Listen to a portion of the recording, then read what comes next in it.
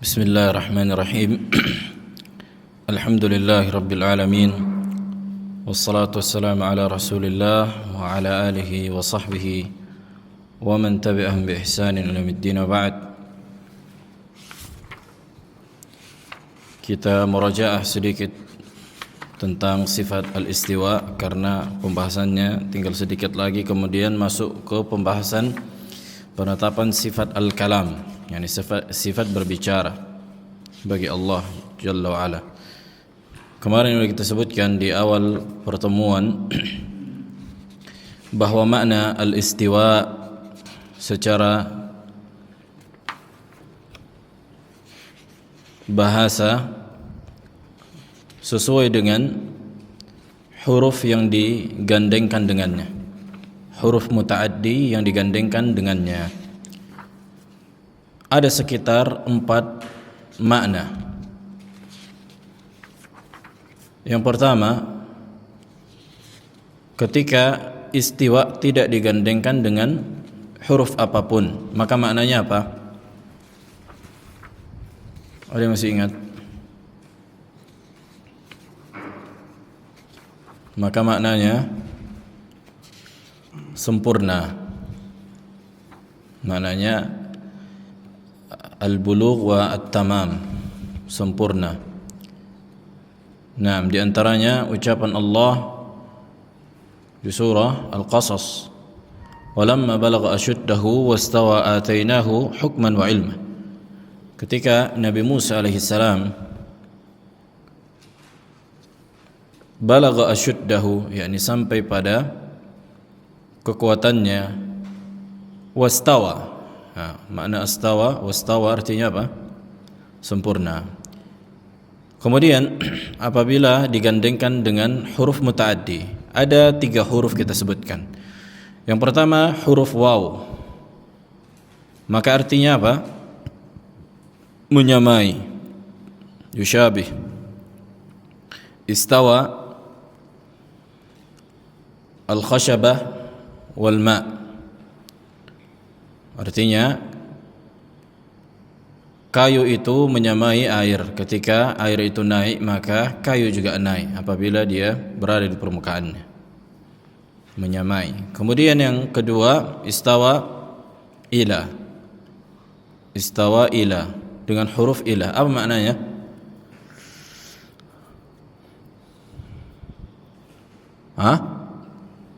Ada 2 makna kita sebutkan kemarin. Yang pertama al-ulu wal irtifa', meninggi dan di atas. Yang kedua qasada wa aqbala, menuju atau mengarah. Menuju atau mengarah. Kemudian yang ketiga istawa ala. Istawa ala. Maka sebagaimana yang kita sebutkan kemarin ucapan ahli ilm dan ucapan ahli bahasa, tidaklah istiwa digandengkan dengan huruf ala kecuali maknanya al-ulu wal irtifa', meninggi dan di atas, yang secara hakiki. Yang secara hakiki. Maka Allah Jalla wa'ala menyebutkan di dalam Al-Quran ada sekitar 7 ayat. Maka seluruhnya Allah sebutkan bahwa dirinya istawa ala al-arsh, kan itu, istawa ala al-arsh, thumma istawa ala al-arsh, ar-rahman ala al-arshi istawa. Maknanya sama, artinya apa? Allah meninggi di atas al-arsh dengan ketinggian yang hakiki. Dan perbedaan antara sifat istiwa dan sifat al-ulu kemarin juga sudah kita sebutkan. Apa perbedaannya? Bahwa sifat al-ulu, sifat meninggi secara umum, itu sifat dzatiyah. Itu sifat dzatiyah. Aamintum man fis sama' yakhafuna rabbahum min fawqihim. Ayat-ayat di dalam Al-Quran dan di dalam hadis menunjukkan bahwa Allah tinggi di atas segala makhluk. Nah, adapun istiwa khusus pada al-arsh. Adapun istiwanya Allah khusus pada al-arsh. Akan tetapi kita tidak menahan atau kita tidak menahan bahwa mungkin Allah istiwa di atas selain arsy, akan tetapi tidak kita ketahui. Mungkin kita katakan. Naam. Wadah. Baik, kemudian tafsir ulama salaf dan tafsir para salaf tentunya mereka menyebutkan ada sekitar 4 makna istiwa yang disepakati dan sebagian lagi diperselisihkan. Ada sekitar 4. Yang pertama apa? Al-ulu. Nah, ketinggian. Yang kedua irtifa', meninggi. Yang ketiga sa'ida atau sa'ada, naik. Yang keempat istaqarra, sebagian ulama mengingkari ini, di antaranya Az-Zahabi. Dan yang kelima fauqa, di atas. Dan yang keenam apa? Al-julus. Yang keenam al-julus. Sebagian lagi apa? Mengingkari tafsir al-julus. Lihat, ulama ahlu sunnah bukan mengingkari al-julus karena julus itu tidak layak bagi Allah, tapi mereka melihat tidak ada hadis yang sahih dari Nabi bahwa tafsir istiwa adalah al-julus. Wadah. Nah,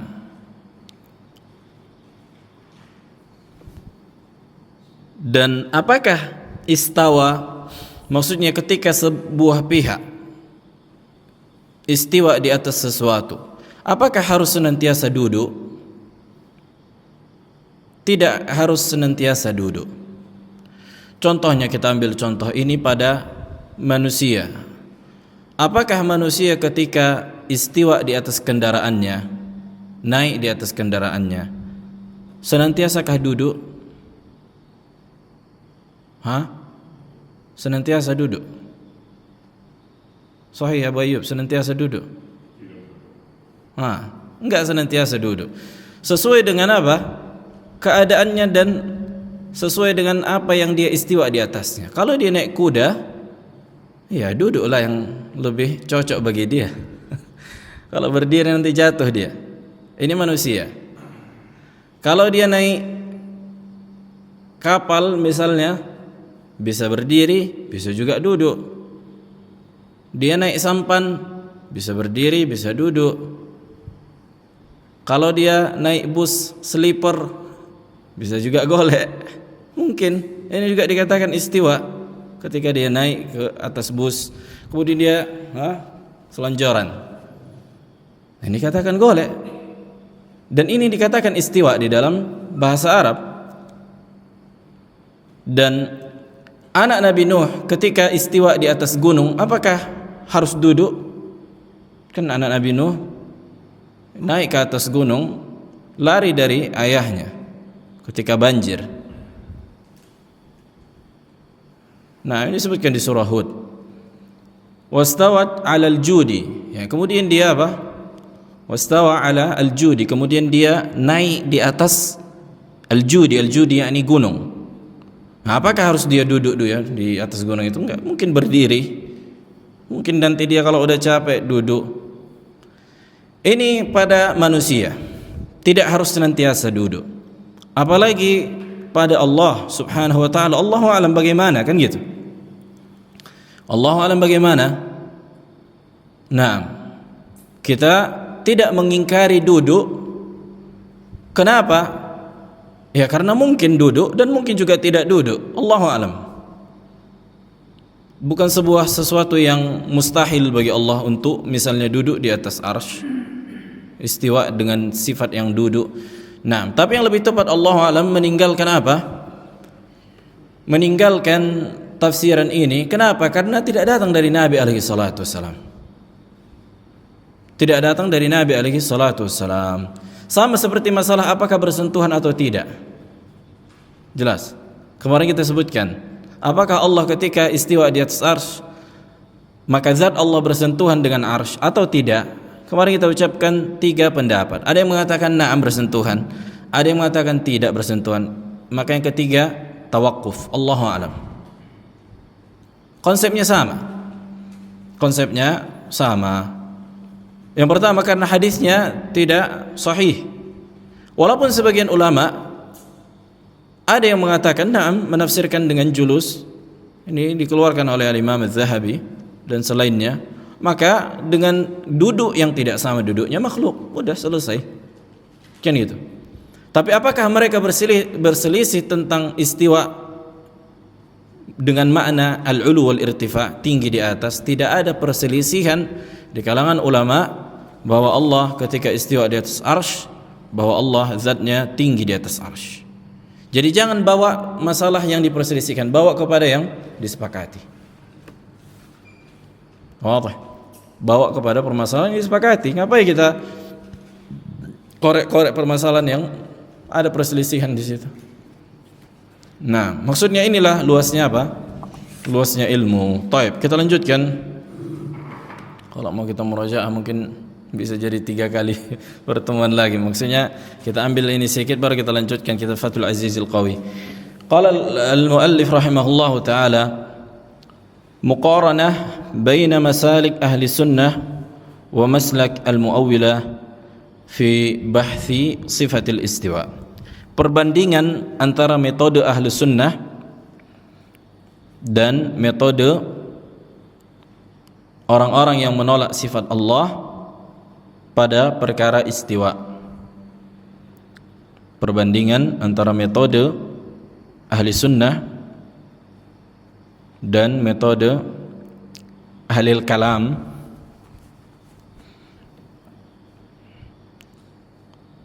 ketika membahas sifat al-istiwa.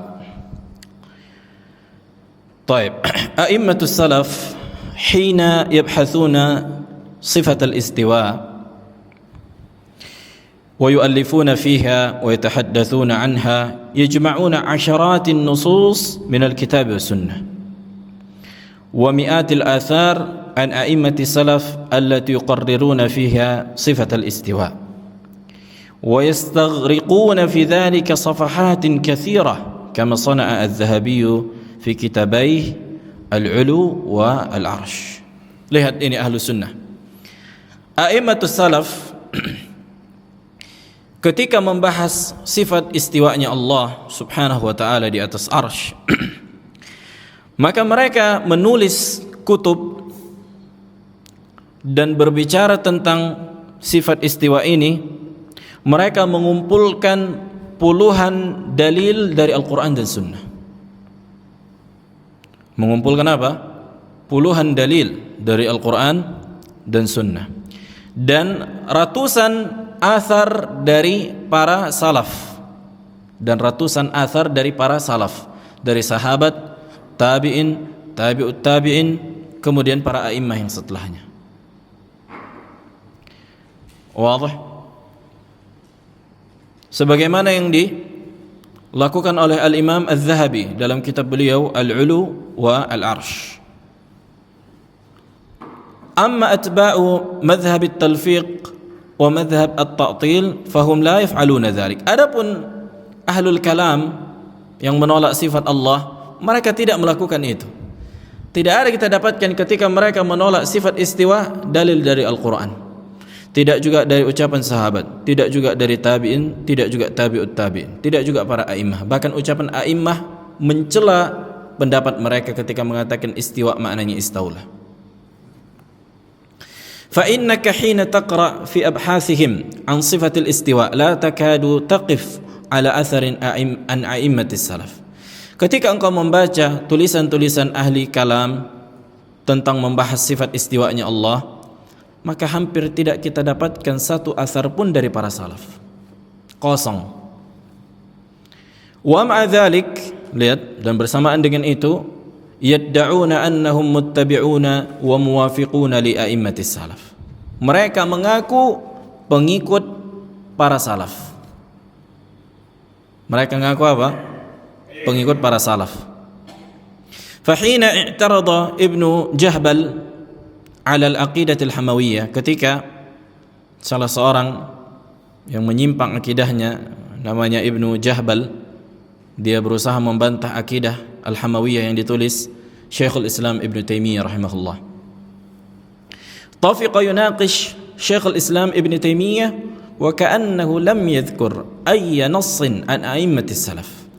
Ketika dia berusaha membantah tulisan Syekhul Islam Ibnu Taimiyah, satu pun tidak ada dia menyebutkan apa?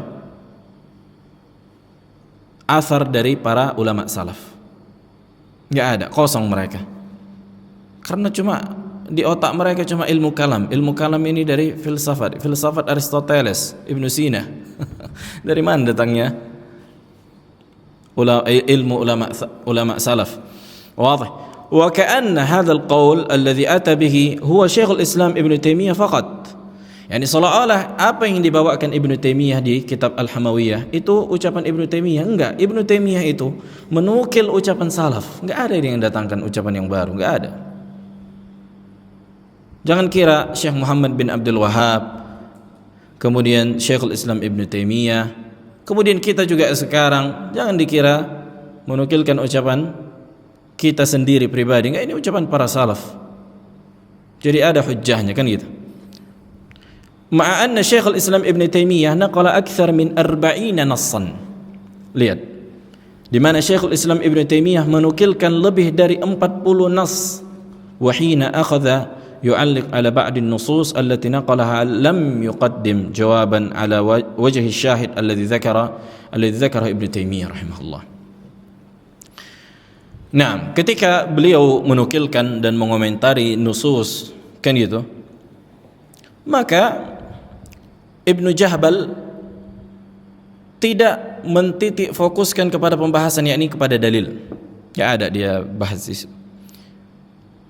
Wa inna ma akhadha syarhuha aw syarhaha aw wa inna ma akhadha yashrahuha syarhan 'amman. Adapun dia ketika membantah ucapan Ibnu Taimiyah, maka dengan ucapan yang umum yang tidak berada pada titik permasalahan. Walam yu'alliq ala wajhi al-istishhad alladhi i'tamada alaihi Syekhul Islam Ibnu Taimiyah.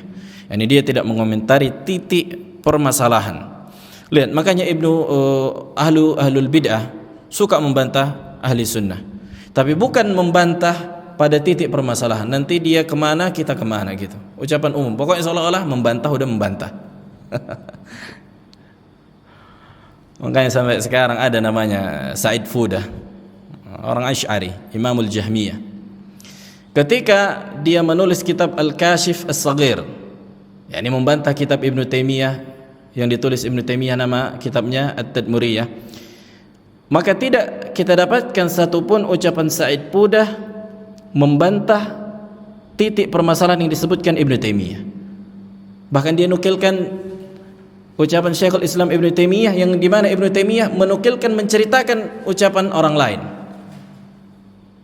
Dan dia menuduh itulah ucapan Ibnu Taimiyah. Kan kita kan sering kan kita nukilkan ucapan musuh kita ke dalam kitab kita. Kemudian nanti baru kita bantah. Nah, itu dipotongnya, kemudian ini dikatakannya ucapan Ibnu Taimiyah. Subhanallah. Lihat bagaimana cara menipu umat. Tapi seolah-olah udah ku bantah Ibnu Taimiyah. Paling jago lah kalau udah membantah Ibnu Taimiyah. Tapi kalau dibaca tidak ada satupun hubungannya bantahan dia dengan apa yang diucapkan Ibnu Taimiyah. Baik.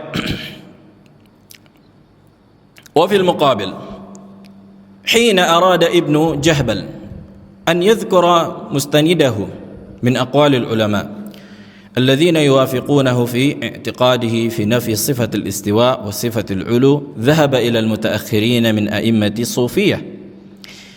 Kemudian Ibnu Jahbal ini ketika ingin memberikan sanad dari ucapannya, kan gitu, jadi kan dia membantah ucapan Ibnu Taimiyah khususnya pada sifat tingginya Allah. Maka dari mana dia ambil ucapan orang-orang yang membantah Ibnu Taimiyah? Dari orang-orang sufi. Kenapa? Karena enggak ada ulama salaf yang mengingkari sifat tingginya Allah. Dari mana lagi rujukannya? Udah habis. Ulama salaf membantah ucapan dia. Kemana dia tarik? Udahlah kita cari yang sufi, yang sesat, yang ini, yang menyimpang. Macam orang-orang yang menafsirkan istiwa dengan istaula, nggak dapat dalilnya, udah ucapan orang Nasrani diambil, ucapan Akhtal. Qad istawa bishrun 'alal Iraqi min ghairi sayfin wa damin mihraqi. Sementara ucapan Akhtal yang Nasrani ini juga tidak benar bahwa ini adalah ucapannya. Bayangkan, lihat gimana busuknya dan rusaknya akidah ahli ta'til, orang-orang yang menyimpang, orang-orang yang mempelajari ilmu kalam. Nggak ada rujukan mereka, nggak ada hujjah mereka terhadap ucapan a'immatus salaf. Qala wa min ashabi wahdatil wujud, dan orang-orang yang mengatakan Allah di semua tempat. Wa akhadha yanqul aqwalahum, lihat, yakni dia ambil ucapan orang-orang yang menyimpang yang mengatakan Allah di semua tempat. Walam yanqul an ahadin minal mutaqaddimina min a'immatis salaf, dan tidak menukilkan satu orang pun dari a'immatus salaf ucapannya yang ada di bukunya. Nah, dan ini penting difahami. Kenapa? Karena mungkin bisa jadi mereka mendatangkan dalil, tapi dalilnya ini umum. Yang menjadi hujjah adalah pemahaman para salafus salih. Iya kan? Ini harus didudukkan dulu.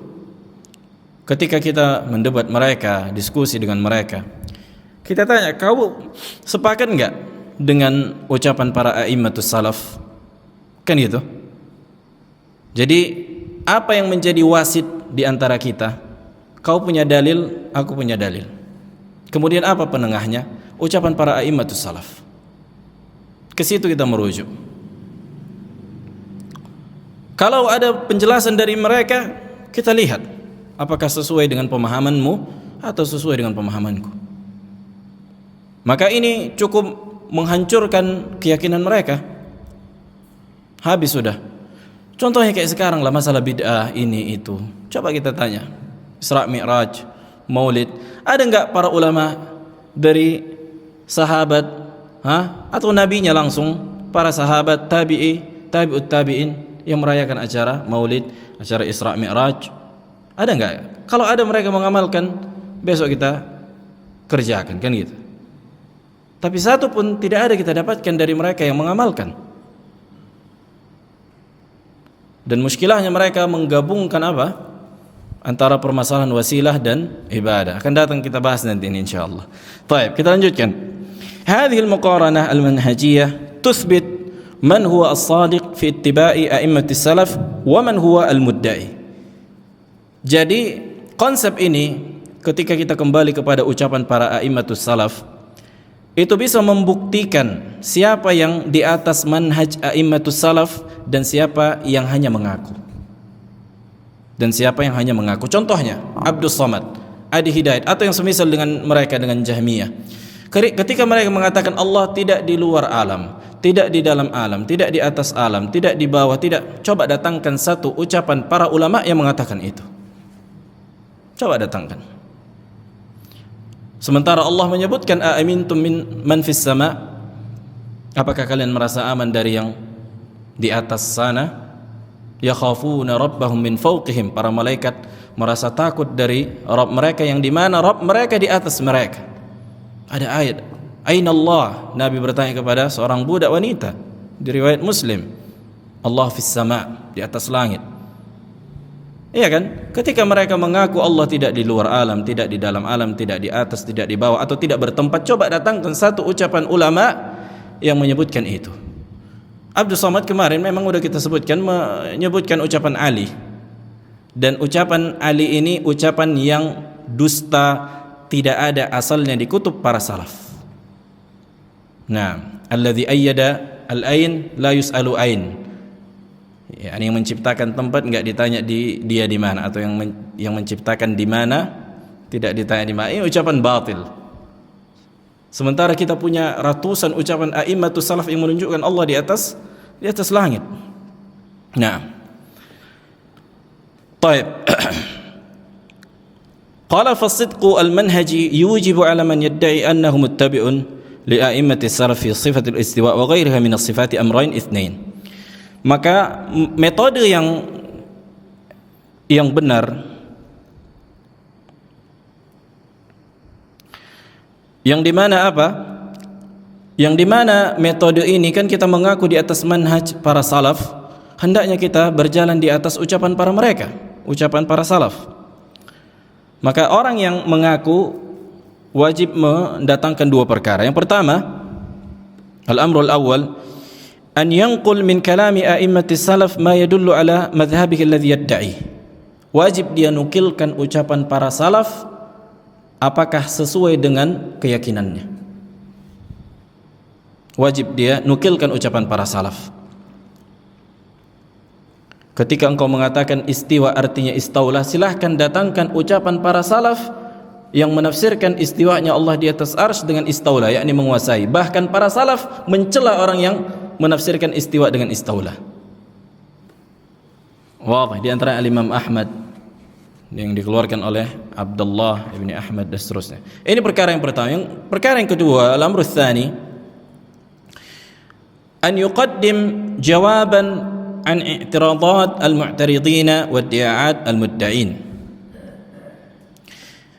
Wajib dia datangkan jawaban bagi orang yang menyanggahnya, kan gitu.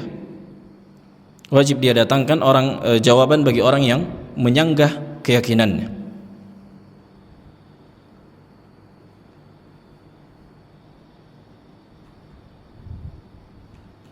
Walakin al-mudda'ina ittiba'i madhhab as-salaf min madhhab al-mulaffiqah lam yuqaddimu syai'an min dhalik. Akan tetapi orang-orang dari kalangan ahli kalam yang mengaku mengikuti salaf dari kalangan mulaffiqah tidak mendatangkan jawaban yang disanggah atau yang dimana mereka meyakini sebuah keyakinan, kemudian Ahlus Sunnah membantah mereka dan meminta mereka untuk mendatangkan jawaban dan mereka tak mampu untuk mendatangkan jawaban. Contohnya itu tadi kita bilang, Abdus Somad, engkau mengatakan Allah tidak di atas, tidak di bawah, coba datangkan dari ulama salaf yang mengatakan demikian. Adapun ucapan Ali tadi ucapan maudhu, palsu, tidak ada di kutub-kutub para ulama. Bahkan kalau kita datangkan kutub para ulama salaf, mencela orang-orang yang mengatakan Allah itu tidak di atas.